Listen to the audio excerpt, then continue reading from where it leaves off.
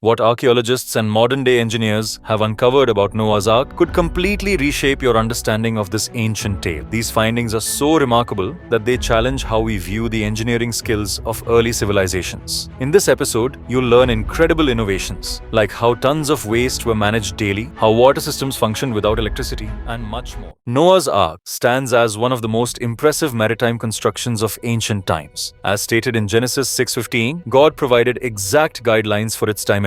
300 cubits in length, 50 cubits in breadth, and 30 cubits in height. In modern units, that's roughly 443 feet long, 74 feet wide, and 44 feet tall. That's about as long as a football field and as tall as a 4-story building. Although smaller than modern cruise liners that stretch beyond 950 feet, experts today agree the Ark's dimensions were ideal for maximum stability in open waters. The story of Noah's Ark, including the instructions given to Noah for its construction, as found in Genesis 6:15, is also present in the Quran. The Quran refers to the same flood story and Noah's building of the Ark, but the dimensions and details of the Ark are slightly different in the Quranic account. There never was a people without a warner, having lived among them. Holy Quran. Constructing the Ark posed enormous challenges. According to the scriptures, Noah was around 600 years old when he spearheaded this massive task, supported only by his sons, Shem, Ham, and Japheth, and their wives. With no cranes, power tools, or modern equipment, the entire endeavor relied solely on manual labor, demanding tremendous craftsmanship and determination. The mysterious gopher wood mentioned is thought by some to refer to cypress, cedar, or possibly an extinct water-resistant timber, indicating advanced knowledge of materials suitable for maritime use. Interestingly, the Ark was built far from any major body of water. From a naval standpoint, this defies logic, yet it emphasizes the project's unique nature, rooted in divine command. Recent naval studies confirm the Ark's 6:1 length-to-width ratio provided optimal stability in turbulent seas, showcasing a profound grasp of ship design. Internally, the Ark was likely reinforced with both horizontal and vertical beams, forming compartments that strengthened its structure, similar to techniques still used in shipbuilding today. Its outer surface was likely sealed with pitch, known for waterproofing since ancient days. This sealing was essential to withstand the journey's extreme conditions. But this leads to a major question. How could such a vessel accommodate the Earth's animal diversity? Despite popular depictions of millions of animals on board, scholarly research paints a more plausible picture. Studies estimate around 6,700 creatures were housed aboard, much fewer than imagined.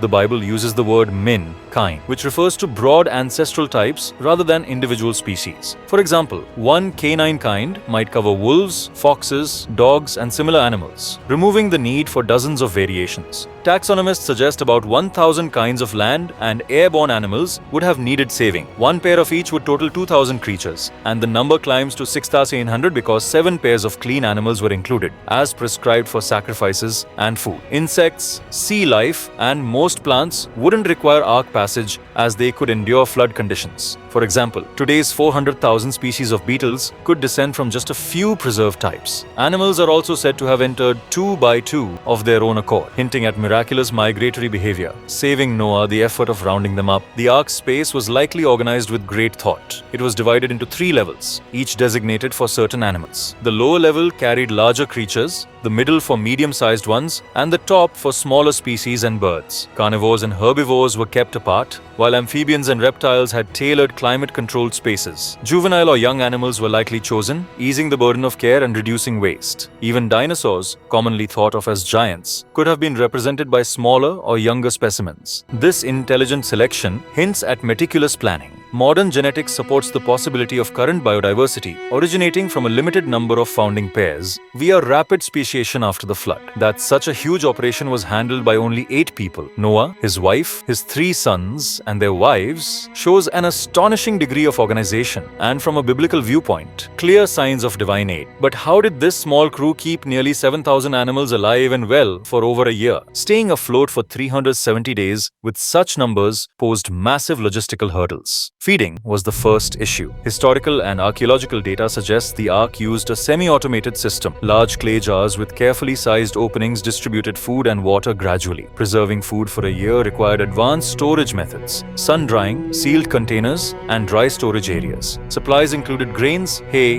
dried fruit, and seeds, all matched to the dietary needs of each species. Waste management, too, was ingenious. Sloped floors led waste into channels, draining into a central reservoir, which was emptied through through controlled release. Lighting came from oil lamps powered by animal fat or olive oil. These had to be maintained constantly for visibility. Human quarters, likely located on the top deck, offered a bit of privacy and relief from noise and smell. The ship's plumbing system gathered rainwater, filtered it with sand and charcoal, a technique known in ancient times, and distributed it through wooden or bamboo pipes. Every day involved tasks like health checks, feeding, cleaning, lamp upkeep, and meal prep. Time was tracked using basic methods like carvings or parchments, critical for recording the flood's timeline accurately. Noah's family diet consisted of preserved plant-based foods, grains, legumes, fruits, and flatbread. It wasn't exciting, but it was nutritious. The noise inside the ark was relentless. Animal calls, wood creaking, stormy waves, and endless rainfall made it incredibly loud. Experts estimate noise levels topped 85 decibels. Like a factory today, coping required incredible psychological endurance. The family used schedules, rotated duties, and likely built sound-dampened areas to rest. During the 40 days of unending rain, the emotional pressure was immense. Their survival depended on discipline and unwavering belief. When the ark came to rest on Mount Ararat, disembarkation followed an organized process. Species left gradually, spreading across the land and rebuilding ecosystems. The integration of ventilation, durability, climate control, and morale management points to a level of engineering far beyond the time. The ark's upper opening, the Hebrew sohar, created convection currents that ventilated all three levels. Vertical shafts aided airflow, while heat differences produced a chimney effect, cycling air naturally without machines. Structurally, the ark's boxy shape was ideal, with its 6:1 ratio and beam network providing modern-style strength and stability.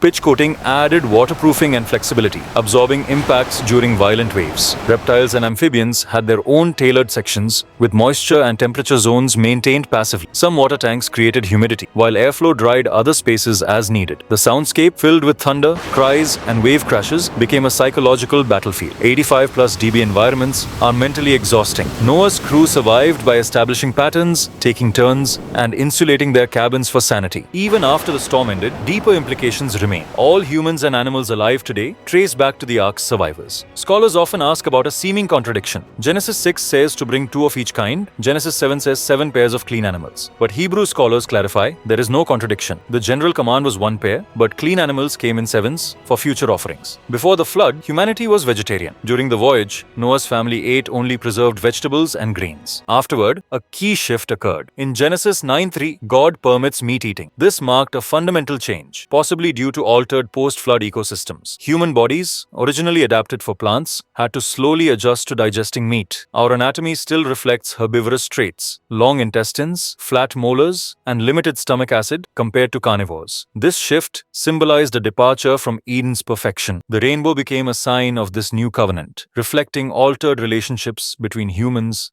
nature, and God.